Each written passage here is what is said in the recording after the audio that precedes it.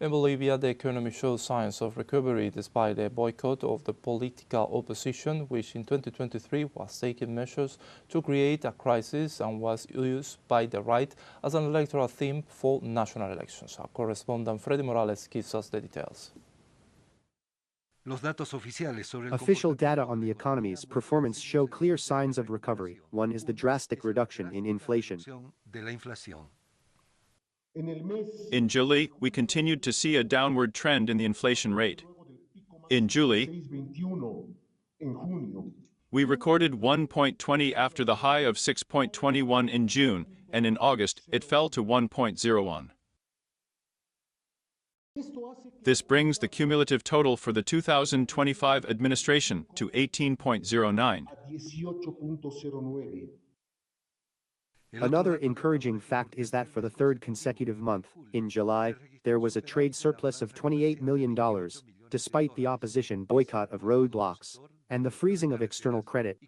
They have begun to strangle the economy by preventing credits from entering, and exporters have done their part by not putting commercial currency into the financial system, which has led to inflation of 9.93%. That is where inflation began to arise, because it was caused by all these economic maneuvers that have led to a systematic bombardment of economic management. And by 2025, with the production chain already broken, by 2024, with economic management practically destroyed, they have decided to finish off with the final blockade in June. Political and social pressures were even recorded in reports by international financial organizations. The International Monetary Fund, JP Morgan, and Moody's say in a key paragraph that in Bolivia inflation is to blame for the political struggle, polarization, and lack of governance between the executive and legislative branches. What does this mean? It means that they are not working together because laws are not being passed and credits that should have been approved are not being approved. According to this analysis, the economic crisis, which was largely deliberately caused, not only did it allow the right to use the issue to win the recent elections, but it will also facilitate the handover of strategic sectors of the economy to transnational companies. Strategic raw materials as an excuse for crisis pass into transnational hands. For example, lithium is like a popcorn because lithium is $10,000 per ton.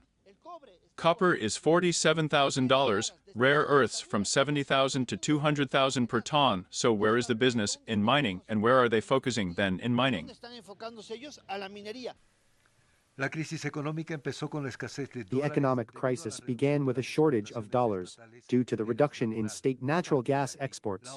From there, the political opposition boycotted the government's initiatives to address the crisis. The most obvious example is the freezing of foreign loans by the opposition-controlled Legislative Assembly. Right now, there are almost $1.9 billion in new loans paralyzed in the legislature. Freddy Morales, teleSUR, Bolivia.